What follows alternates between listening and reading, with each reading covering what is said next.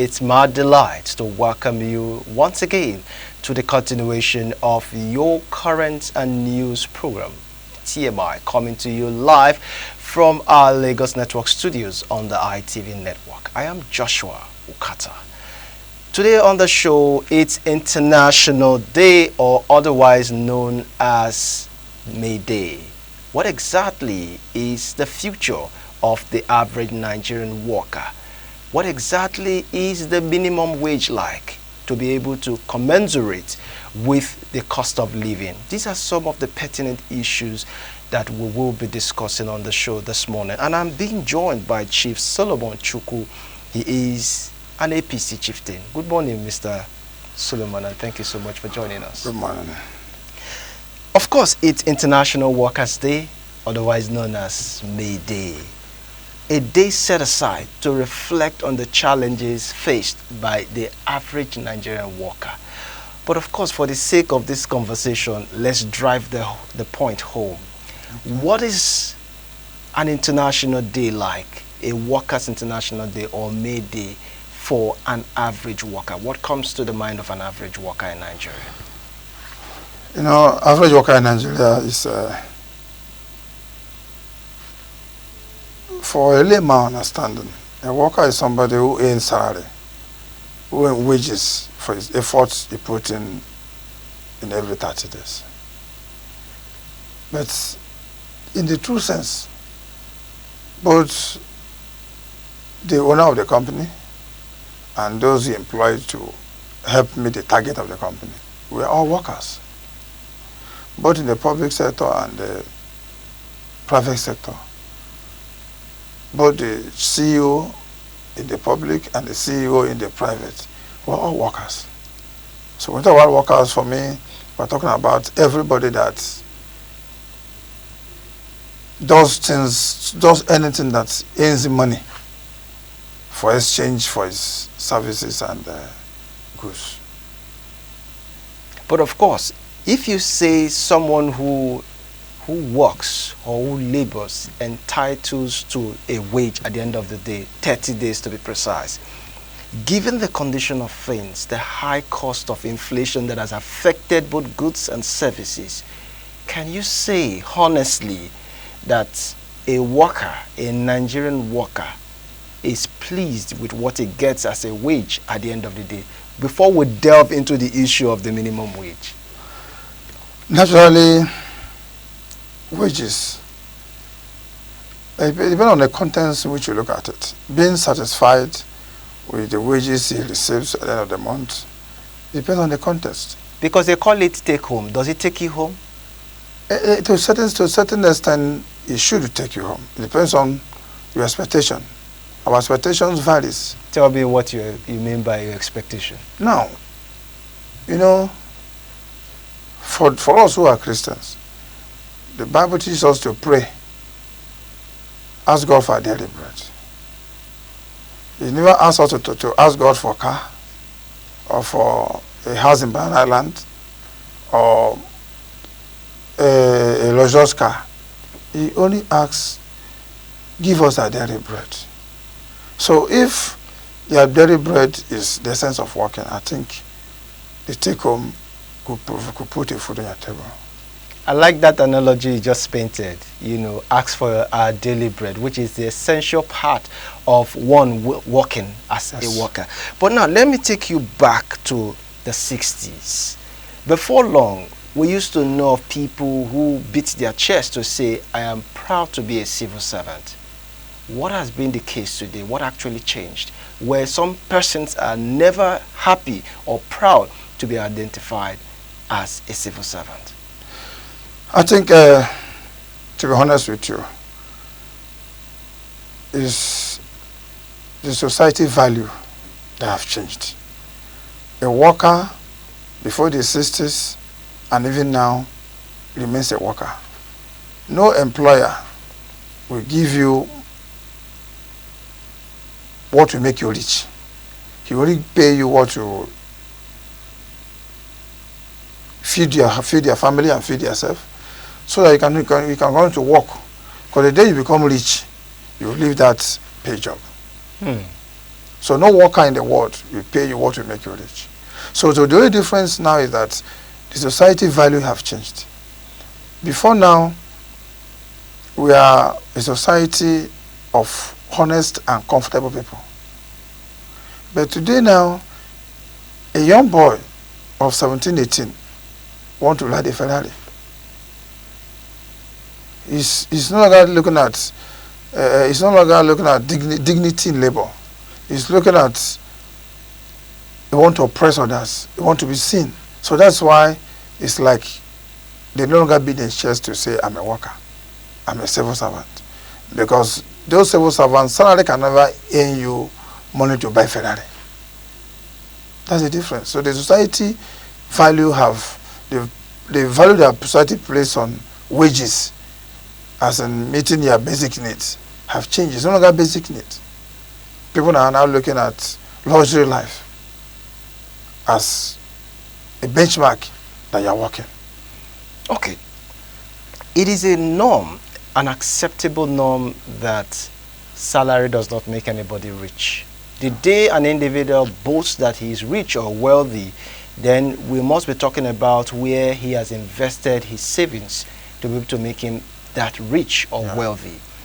But of course, if you look at a whole room, for instance, you'll find out that there are some persons in that room that might not be looking at driving a Ferrari, but wanting to live a decent life. So at what point did we veer away from giving people a meaningful life through working as a civil servant? I don't want to believe that any government or any CEO of establishment wish to impoverish his staffs or not to pay them well. But the reality is, as I said earlier, you see people today bribing their way, paying for civil service job. You're talking about a certain level, not at the entry level. It depends on what you mean or how you see it. But, no, you just said it. The reality remains that people today are paying. You heard of recent where people were exposed that they sold civil service employment. So if you say that the wages are not something to take home, is not enough, why is people paying as much as millions to get it? So that means it's still lucrative.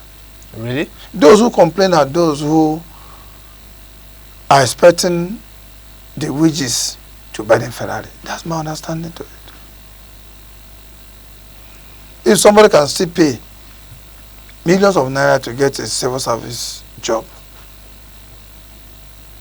Now let me ask you, the current minimum wage that the government agrees to pay is 70,000. Yeah. As against what it was before, 35,000. Can you honestly beat your chest to say you can bribe your way to get a job that its minimum wage is 70,000 given the current realities? Okay, fine. Now, as a civil servant, the so-called 70,000 minimum wage are not for graduates. Underline that. Minimum wage are for the least, which are mostly the cleaners in the offices, who are probably level 6 or starters. Those who have got a level certain other, who have other qualifications like masters and the rest of them, they don't earn 70,000. So 70,000 are for the least employed. Let's face the fact. And you see other essentials, you have other wages like accommodation wages, accommodation days. And you have if you have children, they are you pay for children upkeep and others, and the housing allowance and the children upkeep allowance, marriage allowance. All those are not part of the 70,000. If you are an employer of labor, you are paying somebody as low as 70,000, that you refer to that particular designation as a cleaning department for some persons who earn that amount. Can you be bold enough to say that that amount you are paying that person should be able to give that person a decent accommodation, given Lagos, for instance? Now, if I must, let's face reality. Somebody who is taking a job of 70,000 is expected to be a school start holder who should be inspired to go back to school to get a degree and then earn better living. So at the point of that 70,000 naira, who is just a school leaver, a secondary school leaver, I expect that he may likely be staying with his friends, his family members. Probably when he must have go back to school, probably part-time, whatever, and get a degree so that his salary will increase or get to level 7 or level 9 or thereabout, then his salary must have increased. Then we'll talk about having a family. 70,000 is not designed for those who have families. So you are expected to have been in the system for some years, probably been promoted to so probably level 9 or thereabout, where your salary must have tripled down 70,000 before you talk about having a family to cater for. In the midst of all of this, there are still some governors in Nigeria today who are still struggling to pay 35,000 naira, which was the initial minimum wage. Now, Labour is demanding 615,000 as minimum wage. Do you think, first of all, if that is realistic, given our current economic indices? Second, do you think this is feasible if we try to force it down the throat of our governors and, of course, at the federal level? I strongly believe I'm not speaking for Labour, nor am I here to speak for the government. But I strongly believe the government have a machinery to look at it, and then negotiation will take place, and they will surely putting the cart before the horse. They want to compromise what is feasible. Labour, as a labour union, as activists, you have to advocate what you believe is just. But when the reality comes before you, you'll be forced to make adjustment. Why do you think when realities comes to organized labor, they'll be forced to make an adjustment? Do you not also see the lifestyle that most of our governors live? No. Is it not from our taxpayers' money that are used to fund those lifestyle? I want to quote one of our former governors. Whether it's true or false, I don't know. But I overheard a former governor of Abia State, Ojo Okalo, saying that he was richer before he became a governor of Abia State.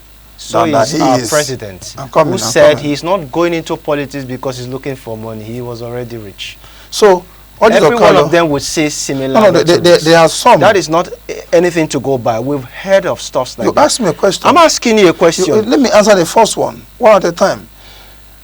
If Ojo Okalo was richer than he was after he became a governor, if he be richer than he was before he became a governor, how would you want his lifestyle to be as a governor?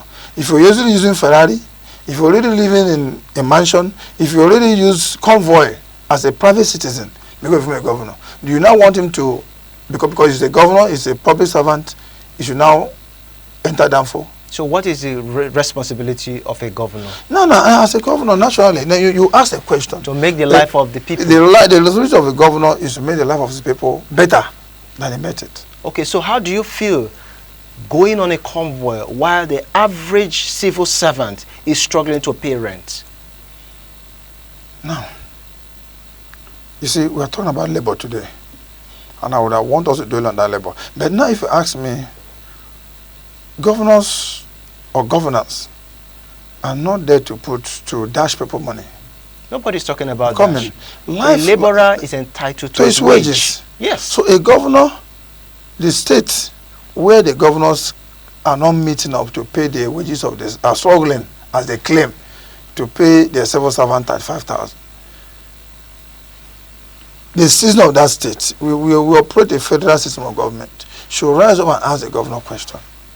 You have the right to ask questions. We're in Lagos. Let me bring the Yes. point home. Yes. You live in Lagos. Yes. Are you aware that there was a certain time in Lagos where people were paying for rent under the bridges for as high as 250,000 and 300,000? I'm not aware. I'm not living really? under the bridge. No, you weren't aware of that information? I'm not aware. So what makes people take refuge under the bridge when obviously as a civil servant, somebody who is working, you should be able to have a decent home? No. You see, of recent, I was exposed to certain things that not average Nigerians know. I'm a town union chairman of my community, opposite to be precise. Of recent, Ilaje, not far from the National Theatre, was demolished. And I was a town union chairman. I went there and I did video of the pride of our people. My governor, the House of Rep member, the senators, my council chairman, they rally around and they raise money that we should transport those that came from our community back to our state. So this amount of money was raised and sent into our town union account. And we went there. And we realized that in that slum, there are some people who have more than 100 million. But they choose to live in that slum. That's not true. That is not true. You cannot tell me I'm telling you 100 million that and is I chose you. to live in a slum. That is you. I'm telling you what I saw. I saw a man. And that day that I went there, they were floating 4 trailers of broom. The man have more than 15 staffs who were to pick those broom, arrange them, and all sorts of things. They were doing all those things under the bridge. So for him, he lives close where he can do his business. Because if he must take that broom business outside the Laje, he will not have access to that under the bridge. I'm coming. He will need to pay so much for a warehouse that way he can offload 4 trailers at a time. Do you understand? So that man that was because when we were talking about we want to share a certain amount of money for them to go and get an apartment, he said that is not his problem. That he can afford that money. But this is what he does, what he does for a living, and he cannot take it anywhere else. That is somebody who does business. We're talking about people looking for an abode, a roof over their head. No, you cannot tell me that somebody who is worth that much. He lives in that slum also. Well, because we're pressed for time, I just want you to react to this quickly, just less than 1 minute. How do we also incorporate the average worker who works at a private company? Because obviously, when it comes to May, there's always a civil servant that is also looked upon. How do we incorporate these other persons in just less than 1 minute before we go? I think the labor union have. There's a labor law that splitted how many staffs you have, and you must have a labor union in that establishment. Does the 70,000 minimum wage also cover for them? Yes, once you have that numbers of staff, you are obliged to pay that amount. Thank you so much, Mr. Chief Solomon, for coming on the show. Thank We really you. appreciate your time. Thank you. All right, that's our offering for you this morning from our Lagos Network studios. Thank you so much for watching.